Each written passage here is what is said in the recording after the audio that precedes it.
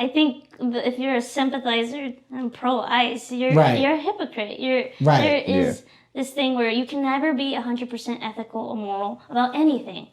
Of course, no one's perfect. But for you to support something that's literally anti-humanity, why support that? And that just goes with, there's ICE and all these, there's police, right? Defund the police. Why are we saying defund the police? Police should enforce the law, right? Yeah. But not everyone does that. Not every police officer is a good police officer. Right. But there are good police officers. Right. I do believe that there are good ones, and just like in Congress, there are good politicians, and there are a lot of bad ones. Right. There's so few good people out there, because if there were more good people out there, none of this would be happening. Exactly. None of this would be happening. Exactly.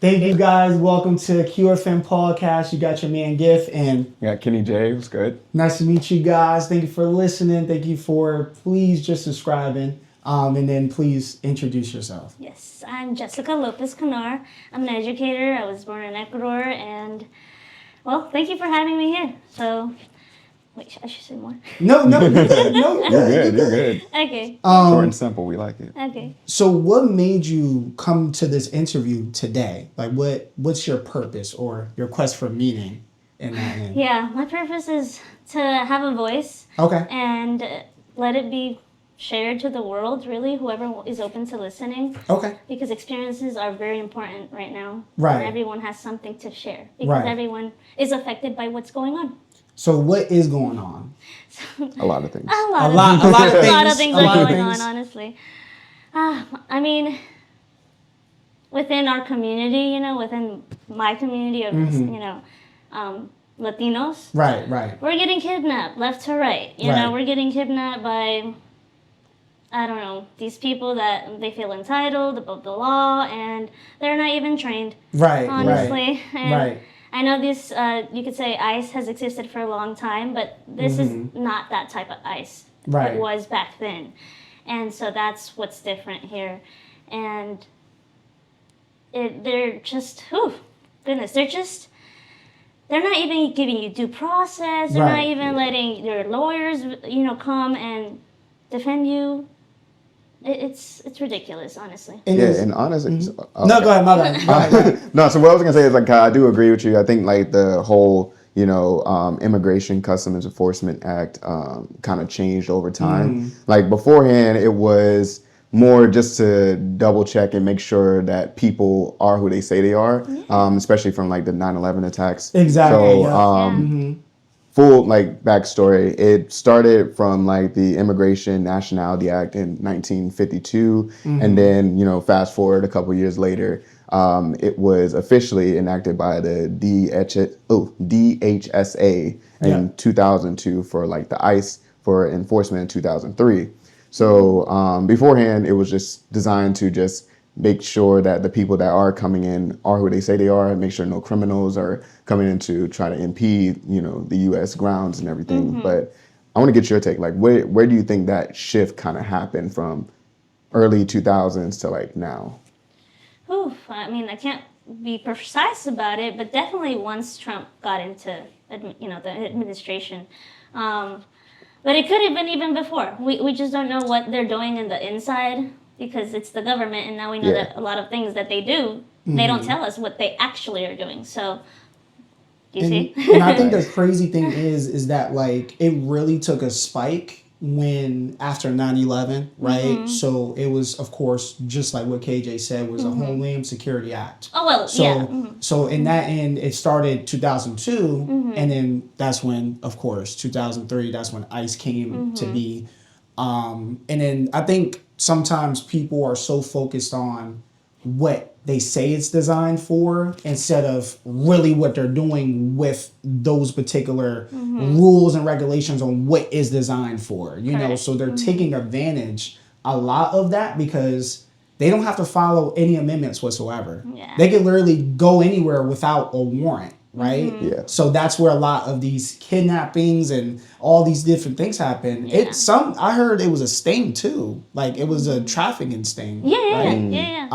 Yeah. So I was gonna say, you know, what is an immigrant to you? Ooh, I mean, an immigrant Yeah. is a person that, you know, goes from one place to another. Right. And in a more metaphorical way, it's they want to change their life for the better. You know, that's what my parents did. I'm the product of that. So that's how I came to be an immigrant, you know, because it was not really my choice. I was only 3 years old.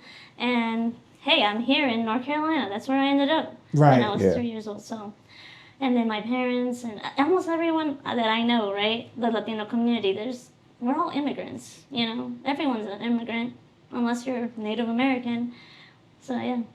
And it's crazy because as well, it's like the majority of immigrants, and it's so wild because when you hear of immigrant, every version of an immigrant is so different, right? So here you got, you know, mostly in of course, immigrants, they diverse, right? Yeah. But the main ones that we see, also the main ones that have the most focus are Mexicans, and some of them are even Canadian, right? But the ones who are really getting a lot of the backlash is the Mexicans, right? And then you also got some that in France. A lot of their immigrants are from Africa, which is crazy. And then also from the UK, a lot of them are Indian, Pakistani.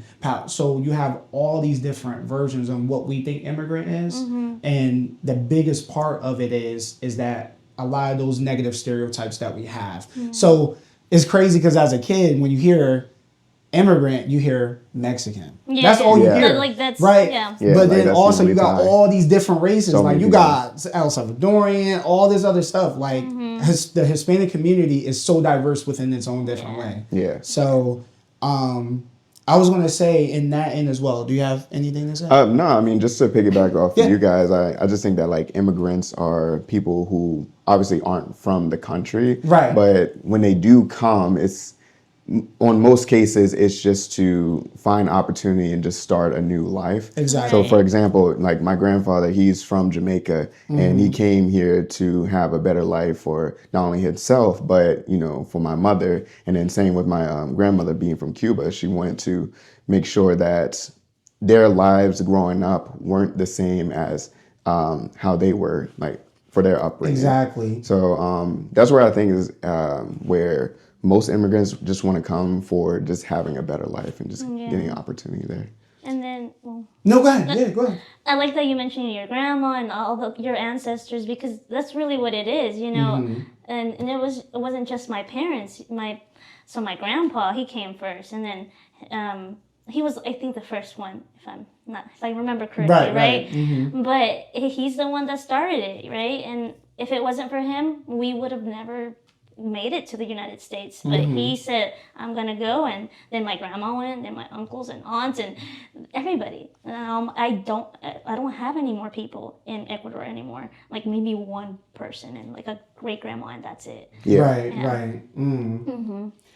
So I guess to kind of like, you know, go, and this is something that I completely disagree with people who are a little bit more of ICE sympathizers. Do you understand their perspective on why they feel like what Donald Trump is doing is beneficial? Oh, it just, we have to kind of talk about that in a way where like Obama did the same thing too. Exactly. So at one point, yes, it was for good to make sure people are, you know, in the right status. Right. Yeah. But now it's not that. We already talked about it. It's everything is illegal. Right. Everything being done through ICE is illegal. Right. So I blanked out, sorry. No, you're good. I mean, to kind of help you out, I think with those type of people, they have some sort of like, I think it's kind of like the Bible. Like, you know, the Bible have all these rules to where it sounds great on paper, it sounds great in a book, Yes. but a lot of times to where some people take that as an advantage, there's always some type of loophole, right? So even here, right, I think so many people is like, ICE is here to take out people that don't need to be here, that is not supposed to be here, and that's it. But what they're doing, because 70% of immigrants are trying to get their papers. Yeah. That's the crazy part. They're trying to become citizens. It's not like they're, no. They are trying to become citizens. They're trying to have a better life, just like you said, right? And it sucks because a lot of times immigrants are a lot better people than citizens. I'm sorry. Nice, respectful, cool, like just, I know, and we worked in a lot of establishments to where we're, hey, mijo, go get something to eat. Here, like I go to a job, I just came here, and they're like, go eat some. Best people in the world. Yeah. Best people in the world trying to live life. While us citizens, we don't even know half of the history of the United States. No, right? We have to study it. Right. Yeah. They have to study it.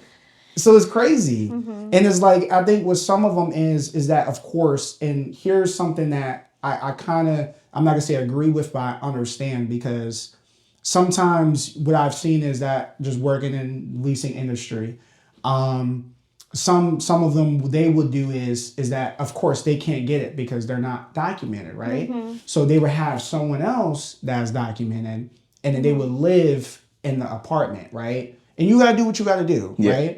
But then also what happens is that whoever's on the lease, they're obligated, of course, they have a lot more will to follow those lease terms besides the person that's not actually supposed to be there. Right. So I've seen to where they're like, oh, I can't do nothing about it. I'm like, they're not on the lease. So as a result, in some cases, what I've heard is that it strains resources and there's no database to make sure that these immigrants are not, they're not documented. So there's no way of tracking them down. So as a result, if something happens, they're more likely to get away with it. And I've heard it in New York as well. There's a lot of them in New York to where they're just being dumped and they're going to places and they're not documented. So I'm not saying, like, I'm just giving a different perspective from what I've heard, from what I've seen, to where in some cases an undocumented person can cause harm in some sort of way. Right. So, and again, that's where a lot of the sympathizers come up. But I'm anti-ICE. Right. Just because you breaking those rules, and that's the outlier. That's not compared to the 70% of other people that's really trying to get their papers. Right. So that don't even excuse that. If you get my drift. I mean, I just want to be blunt. I think if you're a sympathizer and pro-ICE, you're a hypocrite. There is this thing where you can never be 100% ethical or moral about anything. Of course, no one's perfect. But for you to support something that's literally anti-humanity, why support that? And that just goes with, there's ICE and all these, there's police, right? Defund the police. Why are we saying defund the police? Police should enforce the law, right? Yeah. But not everyone does that. Not every police officer is a good police officer. Right. But there are good police officers. Right. I do believe that. There are good ones. And just like in Congress, there are good politicians. And there are a lot of bad ones. Right. There's so few good people out there. Because if there were more good people out there, none of this would be happening. Exactly. None of this would be happening. Exactly. And then speaking of that, there's a lot of anti-ICE that I'm with 100%, right? Especially with the thing that Bad Bunny did, right? So that was a big thing. And then a lot of people from all over the world, not even all over the world, but just every occupation, they're doing everything that they're supposed to do to shed out that negativity coming from ICE. And they're going to where they work. Right. So it was never about them not working, right? If Exactly. they're going to the courthouses, so do it the right way. We're trying to, but if you snatch someone at the courthouse right before they're about to take the test, right before they're about to get the green card, how is that? Right. That doesn't make sense. Right. That right. doesn't make sense. And then even that, the process of it, you got to learn 100 questions. I had to take that test, yeah. And you have to figure out the 10 out of 100. That's crazy. Yeah. That's so crazy. I mean, what do you think, KJ? Like, just what's your take? About just like the whole ICE. Yeah, like Yeah. No, I mean, like, I see it's like a gray area because one, ICE is the general basis of it is to, you know, protect people who are coming into the States. Absolutely. It's like, I see it as like a home. You don't want anybody just coming to your home and then trying to make a mess. But then at the same time, there's a certain way to go about it. Right. Not right. like the people that are like snatching, I guess, immigrants from like actually preventing them from trying to be established in the country. Right. But I understand the people who like came in as criminals and are abusing the system to get over. There are a lot of people like that too. Definitely. That's true. From a majority standpoint, there's a lot of people who are just trying to just make it the best way they can. Like the system is there, it's flawed, but it's there for a reason to make people, you know, come in the right way. Right. Right. Mm. And then also like the 5-year-old that got took in, like that was the worst example, right? Liam Ramos. That was like you literally He's a baby. He's a baby. Yeah, right. he's a little kid. You literally like did the come here.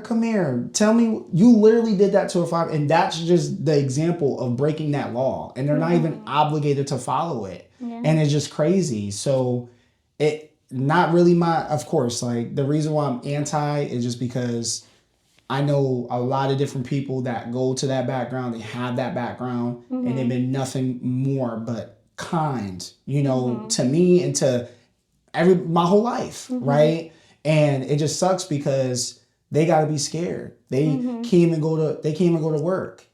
Like it's just crazy. Yeah, I had one of my students. They were doing she's in AP Gov the class, and I guess it was a group project about the Bill of Rights or something, and so she decided out of all the teachers to interview me, and something similar to this. You know, she was like, "How do you feel? Like, well, what do you have to do? What has changed since before all this and now? Like, what is your day-to-day life look like? And what did I tell her?" So I said, "Look, I definitely have to be more self-aware with everything. I have to be more observant because I don't know. I might have to run. I might have to run. Right. Or I might have to hide. I always make sure I don't know, like I carry pepper spray. Right. Okay, I carry pepper spray because that's how I would defend myself. Could I carry something like legally, like a gun? I'm considering it. Right. I'm considering it. It's my 30th birthday is in 2 weeks. I might buy myself a gun legally. Legally, right? But what happened to Alex Preddy, right? He had a gun, right? Wait. He had a gun. Yeah, he had a gun. But he wasn't using it for that, Right. So you just have to find ways to defend yourself, and every move you do is really scary because I can't go to just now a Hispanic restaurant. I can't go to the Hispanic stores, the grocery stores like I used to. I'm Those scared. are the best stores too. Those have all the natural stuff in there too. Yeah. That's the crazy part. Yeah. Because what if the ICE is just waiting outside the Mexican restaurant? Right. What if they're outside waiting at, I don't know, there's so many like grocery stores, Latino grocery stores, but I don't want to go there anymore. So I have to stick to like, I don't know, Harris Teeter. They wouldn't go to Harris Teeter. Right. You know? So that's something I have to watch. What this one really reminds me of was when, I guess like when Hitler came to power and during like the whole Nazi regime, and to where it was really to the point to where you couldn't tell anybody that you were a Jew. And it's like some people were even putting the Nazi flag just to say that I'm not a Jew, right? It's a strategy. Is a strategy.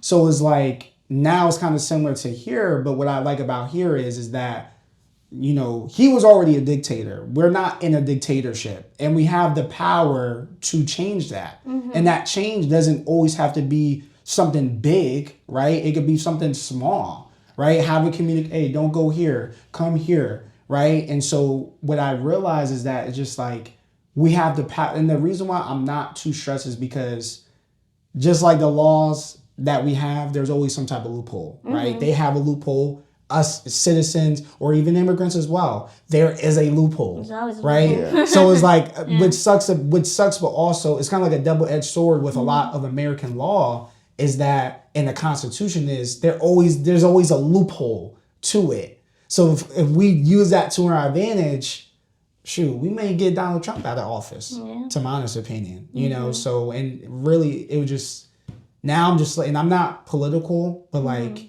if you're taking away that, like, just people just trying to live, then you need to get out. Get out of office. You know, just get out of office.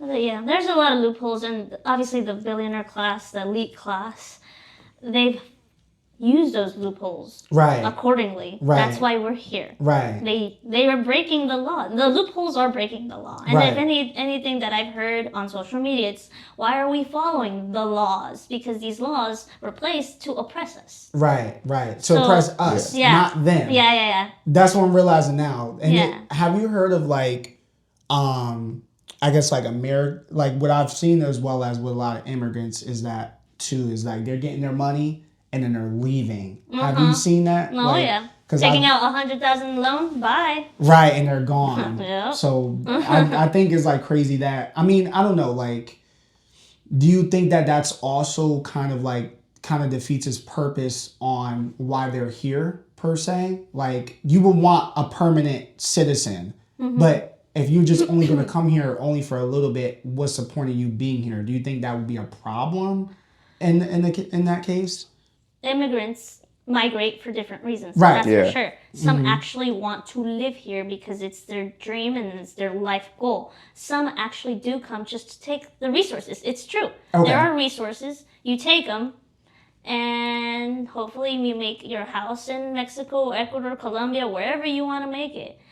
In Europe, I don't know, wherever you're from. But that's what I'm seeing. I'm seeing that. And that's how they make a lot of their bread. I had an ex, and we don't talk about this. But we had an ex. I had an ex, right? And what was really cool was she was like, "Yeah, when we gonna go to Mexico." I'm like, "Dang, I might be Mexican," So I was gonna go. But overall, it was more of like what her father was doing was that he's doing whatever, making a business, getting money, doing that, and then he's moving all that money literally back in Mexico and building. It's worth more. Exactly, and so. Do you think that that's kind of a disadvantage for the United States in general? Yes, but no. Because there's still revenue coming in. And these people, to stay, you could say, in good status, in good standing, you still have to do all the paperwork legally, everything. Now, if it's cash, hey, we can't control that. But other than that, it's still good business. Okay. And the thing is, a lot of Latinos or immigrants, they're making a lot of more businesses than any other group. Exactly. At a higher rate. Exactly. Those are the biggest entrepreneurs too. And then even just bringing that money back to your family, it just takes a long route too. Right. I got a friend that he got family in Africa, and he's giving money back to them while he's trying to build a school. And the currency there is just like lower compared to the US dollar. So like, let's say for example, every $1 is 5 of their dollars. That's like and that's more. Perfect. I mean, that's beautiful to me. I don't know, but I'm just saying. Some people see it differently. They're like, they're taking away our resources. Well, you're not using your resources. Exactly. Someone's gonna use it. That's true. On a funny note here, how did you feel about the Bad Bunny concert? Was it a concert? Sorry, I just basically it's a concert. Okay. I think it was very strategic to what's going on in our community, what's going on in Puerto Rico, his own life story, because he used to work at a grocery store, and there's that one part where he gave the little Grammy to the little kid, and people are like, "Is that the kid?" That was a kid. But it wasn't. It was him. It was him. He gave himself the trophy. Because he wore that same outfit when he was a kid. But the kid that actually played it wasn't it Liam Reynolds? It was a different person? A different person. I believe so. Yeah. Really? But yeah, everyone thinks it was like the character was him, but no, it was Bad Bunny. Okay. Because I was like, because I kept seeing that. I'm like, okay. Yeah. That would have been the big flex. That would be the big flex. Yeah. But yeah, like the power outages in Puerto Rico, that was beautiful. Like if people didn't know about the history of what everything going on in Puerto Rico, that was a perfect way to, like, why? Like, you ask questions. Why did Bad Bunny put that? Why did Bad Bunny put this? And it told a story. Yeah. The narrative of the immigrant, of the Latino, of the Puerto Rican.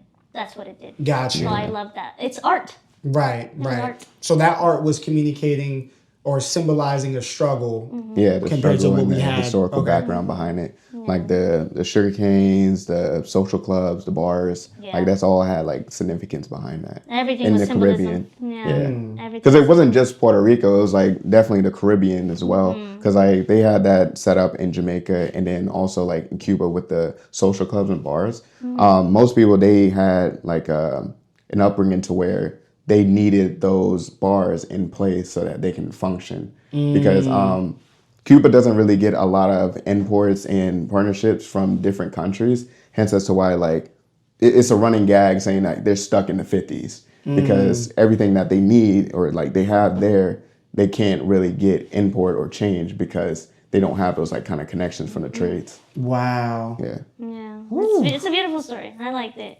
Then there was the whole thing where Lady Gaga on there. Why was she on there? And now she's a problematic figure too. So, and then everyone's like, is he just a token, Bad Bunny? We don't know. Wait, we mean on there? Like, what do you mean, like Lady Gaga? Like, what happened? So, Lady Gaga is, everyone thinks she's also not part of the Epstein, but like part of the elite. Okay. The elite that, sacrifices, and she does a lot of things, and it's not art anymore. So a lot of people are starting to pick up where she might be, I don't know, pro-Israel. And Bad Bunny even has his own fair share of producers or whoever helps him do his music. They're pro-Israel. So that's causing problems with Bad Bunny as well. To be honest with you, shout out to Jerry, by the way. He was one of the dancers there from Poughkeepsie with me. So shout out to him. He was in the Super Bowl one with he Bad was Bunny? the dancers, yeah. Oh, really? Because he was in Rihanna too, right? Nice. Shout out to him. Shout out to him. He was doing all that. I was like, okay, oh shoot, okay. But I didn't really think it was necessary. I didn't really. Yeah, she was. No, I'm saying with the Bad Bunny, I didn't think that was necessary. It was weird. Yeah. It was weird. No, I'm saying like the Bad Bunny like overall concert at the Super Bowl, and me and him talked about this, and I didn't think it was necessary. I thought it was necessary. I didn't Lady think Gaga? so. No, just he's talking just about in the general, whole overall concert. I didn't think didn't this is very controversial. Okay. But I didn't really think that it was. I didn't think that was the right way to do it per se. Okay. Just because you're trying to convince a group that it's hard to convince on somewhat of their playing grounds. You see what I'm saying? So it's kind of like I get the symbolism, but there's no. I don't think they would ever relate to the Hispanic culture. You get what I mean? True. It's kind of like, and maybe this is weird, but it's kind of like you're a black comedian talking about African American struggles with an all white crowd. So it's hard to kind of convey that. So especially with football being the only real, and people gonna be like, oh, American, like, well, everyone's American. No, that's not what I'm saying. I'm talking about like United States driven. That's a very American sport, because when you talk about football in other countries, they think about soccer. We're the only country that really plays football. Right. Really. Yeah. So I think it was great that he did that with a symbolism, but I didn't think the crowd was as responsive for it. Yeah, if that makes sense. Yeah. I don't know. It did surpass views from Kendrick's though. That's true too. But mind you, no, that's true. That's true. But that was because of like, I don't the know. controversy, because of the controversy, more people tuned in too. No, for sure. Yeah. But also is like, I'm the type of person where like, just leave them over there, right? Yeah. And it's just more, it's kind of like, I don't know. I just didn't really think that was the right place to do it. I respect it, but I just didn't think it was the right place because the crowd overall, it wasn't the right crowd for it. You know, so, and I'm not saying because he's not American culture, no. It's just more like, you don't ever hear any other country that is playing football like that. Right. Yeah. That's very rare. And when you talk about football, when you hear football, what do you hear? Like, Just think of white guys playing football. right, like the average white dude, like, you know, stuff like that. So I don't know, like, how do you feel about that? Like, I get what you're saying, because if he had made that in his own concert, it would have been a different thing too. I would have loved, understand. Like his own concert and not related to the NFL. Right. Yeah, but at the same time, it's just, again, like what we're doing right now. It's to spread awareness, to share a voice. Right, and he right. just wants to share the voice, and whoever helped him build all that, I guess there was something there for people to see, for people to learn. Right. Yeah, because if he hadn't done that, would some people have found out about the power outages in Puerto Rico? Who knows? Some people literally learned it that day. Yeah. But I think it's also because like the NFL is starting to become more global, just like how, you know, the soccer community is trying to, is always trying to connect with the world. Like you have people from Argentina and Africa and like But it's everywhere though. Like that's always been the that's case. what like the NFL is trying to do now. That's why they like made partnerships in Brazil and even Europe is from like these different stadiums like Wembley and I forgot what the name was called in Brazil too, but they're starting to play over there too, so they can get more views and, you know, eyes towards you know, American football. Right. Like we even have like a lot of Latin football players too that like came from different you know, Latin countries. Right. Yeah. Okay. That's true. Yeah, I don't know. It just, I mean, and mind you, that definitely makes sense as well. So I didn't know any of that either. So if they're making deals and stuff, trying to expand it, why not? Yeah. So that was probably a good take on that. So now, my last question is for, you know, in this situation, would you advise? And mind you, I'm not trying to say you're the spokesperson, but what ways would you suggest for people that's going through that situation, or for those who want to help? What do you suggest to those people? Those people in terms of immigrants, or okay. Oh no, not pro, anti. Like what can we do to better the situation of, you know, fighting for that change, because it's violating humanity basically. Of course, and I think I did see this on social media. I use social media accordingly, and I make sure what I do see is facts. Okay. Straight up facts. But in our lifetime, this whole mess is not going to get fixed. Right. Unfortunately, but we can start somewhere. Of course, we can start somewhere. And how do you start? You start by being informed. You start by having an open mind, and you start by having empathy. Yeah. You have to have empathy for one another, but that's the thing, that you can't be taught that. It's something that naturally comes out of your heart. Yeah. And that's the scary part. Not everyone has that. So how do we change that? It's social, emotional intelligence. There's a lot of trainings for it, but if a person doesn't have it, they won't have it. So it feels kind of like a lost cause. Right. But people like me, I'm an educator. I won't give up. I will keep continuing to lead the youth, you could say, because hopefully they will learn how to be empathetic global citizens of the world that lead us into the next generation of hopefully peace. Right. Goodness gracious, hopefully peace. Anyways, but these people, I think, need to be informed, and not everything that's real is going to be on the news. It's going to be on the TV. You have to read books. You have to talk to people, right? Talk to scholars, people that, I don't know, anyone that is open to discussion. Because, like you said, that there's, we have our opinions and there's controversial topics. But on like they say music and art and stuff like that, that's fine. But not about politics and humanity. That's a whole different thing. If you're either on this side or not, Yeah. So, yeah, start by being informed and then using your voice, because you can't use your voice and talk a lot of nonsense. Right. There has to be a meaning behind it. Yeah, you have to talk straight up facts.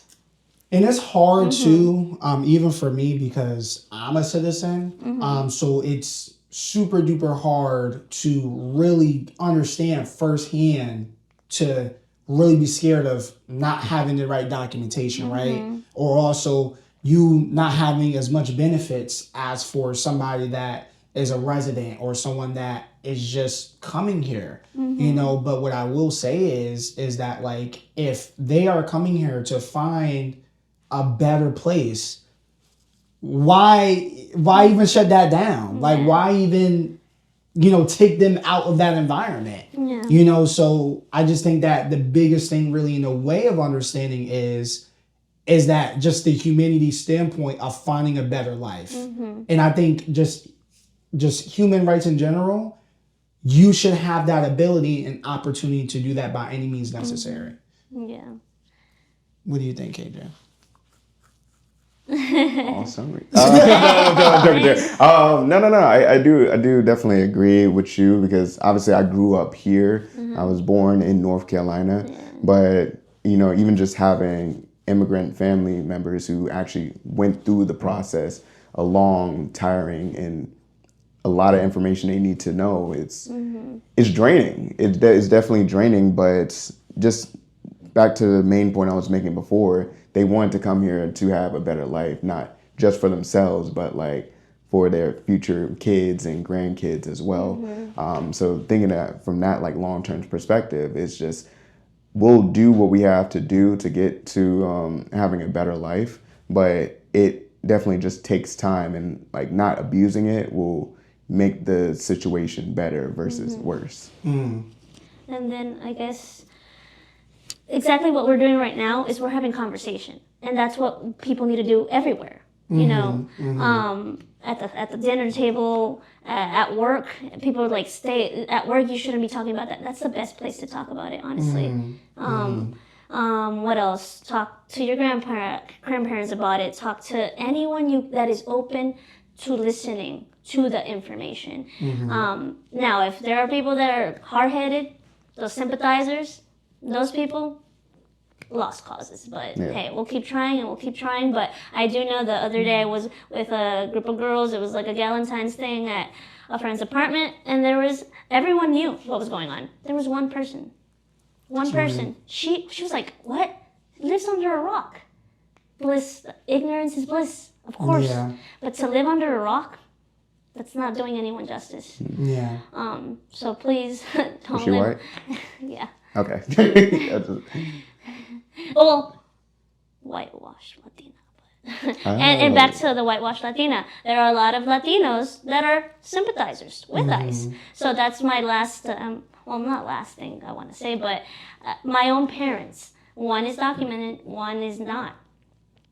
And for years, the documented one would always say, I'm better. I have this, and because of me, blah, blah, blah.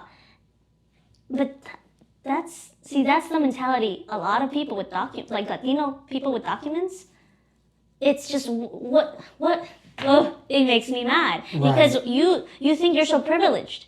Just because you are a Latino with documentation, you're so privileged to sound so condescending and just put someone down that doesn't have the documents. Right. Yeah. You're still humans. You're still living in the same regime of all this atrocious stuff. Right. And that's and I speak that because it's in my own family. I see that. Yeah. That there's a divide. People, they think that they're better. They think that they're better because they have the documentation, and then the ones that are undocumented, amazing people. Yeah. Amazing people. But that's just, I don't know. We have to change. You can't change someone's mentality. Yeah. You can't. I don't think, and that's what I was saying with the Bad Bunny. I don't think you could change it, but at least like I was watching. It really brought like me a different perspective. Like I was watching The Purge, weird movie for this example. But Where are you going with this? no. I was watching it with somebody, and it was like, it was pretty much, I think it was that same situation to where it was a family that was coming from Mexico all the way to, I think it was either Texas, and they had to get through secret pathways to get to the United States. And in that sense, the wife, she was like, yeah, she's getting to the American culture, right? To the culture of the United States. And then also her husband is like, no, but he's still trying to keep his Mexican roots, right? So in the movie, the husband worked at like a farm, and the head of that farm was like, they kind of painted him as racist because the wife was like, yeah, I want her to learn Spanish or the baby to learn Spanish. He was like, no, I don't want that to happen. So the Mexican husband thought that the boss was a racist. So they get through the purge, whatever, they're shooting everybody, and then they're in the car, weird movie for this, but they're in the car, and the guy's like, you racist or something? And the guy's like, no, I just want us to leave each other alone. Like, I don't care. Like, I like you nevertheless, but let's have our own culture and leave it at that. And here's what I was saying, to where you don't have to change the perspectives of people, but just understand that we're human too. We have different cultures, but we're human as well. And when we're human, we deserve the right to find a place of happiness, to leave. We don't have to, hey man, you're over there, we're over here. Yeah. You don't have to convince anybody of whatever, just as long as you respect me and I respect you as a human. Coexistence. Exactly. We can coexist, but we don't gotta dive in. We don't gotta learn whatever. But at the same time, you are right. Mindsets are not changed. They don't change overnight. But we could at least have that understanding and be knowledgeable that there is a different mindset than we are. Yeah, for sure. Guys. You got any other things to say? I mean, I'm good. You good? Wrapped it up in a bow. You good? Did you have like any last things where you want to roll out the carpet, or for whoever's watching this right now? Right. I mean, for whoever's watching, thank you for watching. Thank you for listening. And it's scary to talk about these topics, but you have to. That's just my thing. Keep talking, keep persisting. Be consistent. Don't stop talking about it, because I do this here with you once, and then I don't go do it more times with another group, and it's just like case closed. It's not a case closed. This case is gonna be open for a very long time. Yeah. So therefore, we gotta keep doing this. Maybe we'll come back in a year and see what happened. Right. You see, we don't know what's gonna happen, so we have to. And for you to reach out, thank you, because you could reach out to more people.